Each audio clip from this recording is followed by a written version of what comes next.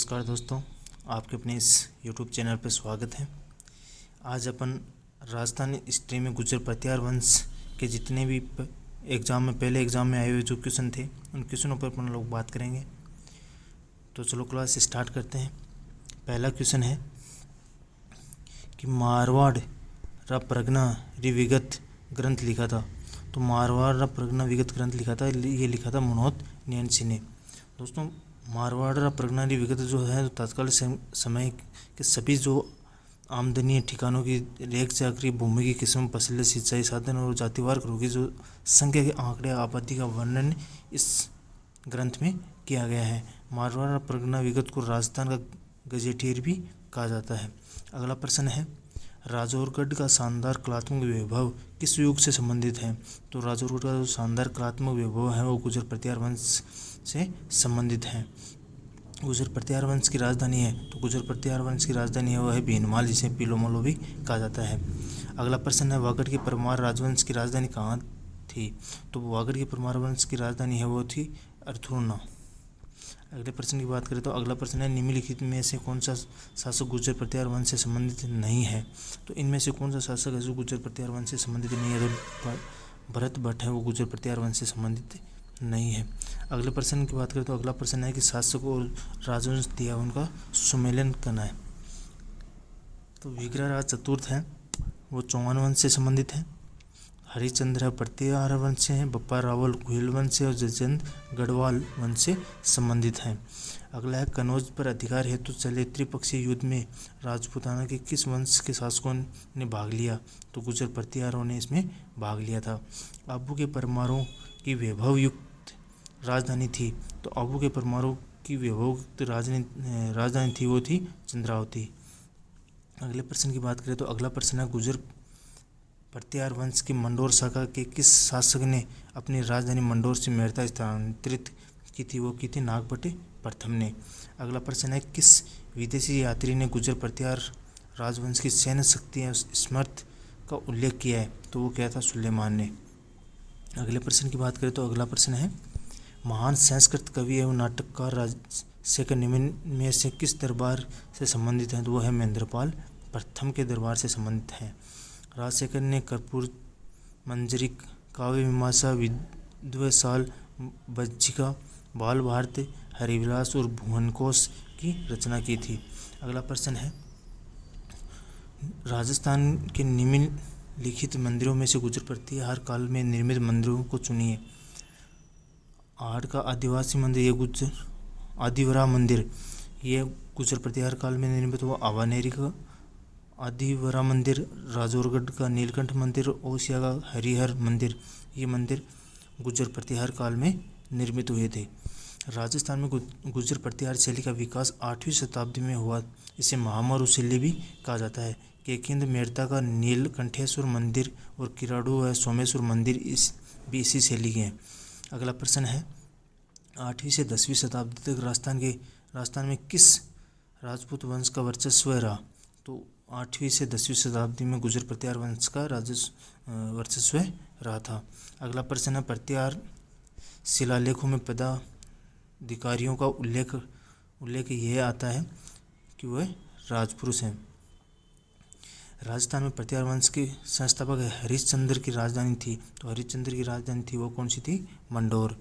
अगले प्रश्न की बात करें तो अगला प्रश्न है, इतिहासकार आर.सी. मजूमदार के अनुसार गुर्जर प्रतिहारों ने कौन सी शताब्दी तक अरब आक्रमणकारियों के लिए बाधक का काम किया। तो 6ठी शताब्दी से लेकर 12वीं शताब्दी तक है वो गुर्जर प्रतिहार हैं वो अरब आक्रमणकारियों के लिए बाधक का काम किया था। अगला प्रश्न है, नागभट्ट प्रथम निम्नलिखित निम्नलिखित में से किस राजवंश से संबंधित है। तो नागभट्ट है वो गुर्जर प्रतिहार वंश से संबंधित है। अगला प्रश्न है, किस प्रतिहार राजा के काल में प्रसिद्ध ग्वालियर प्रशस्ति की रचना की गई। तो भोज प्रथम या मेहर भोज के समय है वो जो ग्वालियर प्रशस्ति है इसकी रचना की गई। इस प्रशस्ति में गुर्जर प्रतिहार वंश के शासकों की राजनीतिक उपलब्धियाँ एवं उनके वंशावली का प्रमुख स्रोत है। इसी प्रशस्ति में कोई तिथि अंकित नहीं है। अगला प्रश्न है, गुर्जरों को किस शासक ने पराजित किया। तो प्रभाकर वर्धन है इसने गुर्जरों को पराजित किया था। अगला प्रश्न है, प्रथम प्रतिहार शासक जिसने परम भट्टारक महाराजा धीराज परमेश्वर की उपाधि धारण की थी वह है महेंद्र पाल। अगले प्रश्न की बात करें तो अगला, महेंद्र पाल प्रथम ने 885 ईस्वी से 910 ईस्वी तक शासन किया। इसने परम भट्टारक, परम भागवत, महाराजा धीराज परमेश्वर जैसी उपाधि धारण कर रखी थी। महेंद्र प्रथम ने त्रिकोणीय संघर्ष में बंगाल के पालों को पराजित किया था। अगला प्रश्न है, जनश्रुति के अनुसार आबू पर्वत पर यज्ञकुंड से किस वंश की उत्पत्ति मानी जाती है? तो जनश्रुति के अनुसार आबू पर्वत पर जो यज्ञ हुआ था उसमें चालुक्य, प्रतिहार, चौहान और परमार वंश की उत्पत्ति मानी जाती है।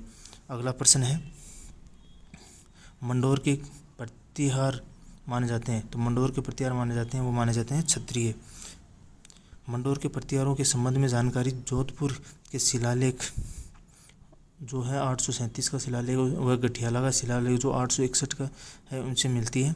इन शिलालेखों के अनुसार हरिचंद्र नामक ब्राह्मण की क्षत्रिय पत्नी भद्रावती के से उत्पन्न पुत्रों से रजिल वंश ने मंडोर पर शासन किया, जिसका नागभट्ट प्रतिहार प्रथम प्रतापी शासक हुआ था। अगला प्रश्न है, किस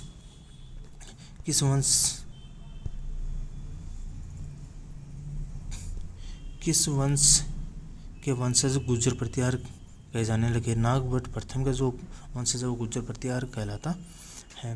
नागभट्ट प्रथम का समय 730 से 760 ईस्वी माना जाता है। जालोर, अवंती, कन्नौज प्रतिहार के नामावली नागभट्ट के से प्रारंभ होती है। नागभट्ट को नागावलोक भी कहा जाता है। ग्वालियर प्रशस्ति में इसे नारायण और मलेच्छों का नास्क कहा जाता है।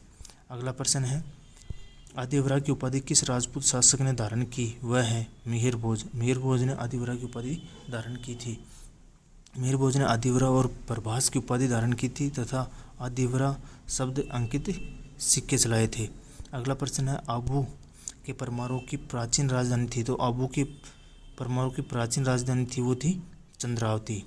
अगला प्रश्न है, जोधपुर के निकट ओसिया के मंदिरों का समूह किसकी देन है? तो ये है गुर्जर प्रतिहारों की। अगला प्रश्न है, गुर्जर प्रतिहार शासक इस नाम से जाने जाते थे, तो गुर्जर प्रतिहार है वो अग्निकुंडीय या अग्निवंशी राजपूत के नाम से जाने जाते थे। अगला प्रश्न है, मनोहर नैनसी ने गुर्जर प्रतिहारों की कितनी शाखाओं का वर्णन किया? तो मनोहर नैनसी ने गुर्जर प्रतिहारों की 26 शाखाओं का वर्णन किया है।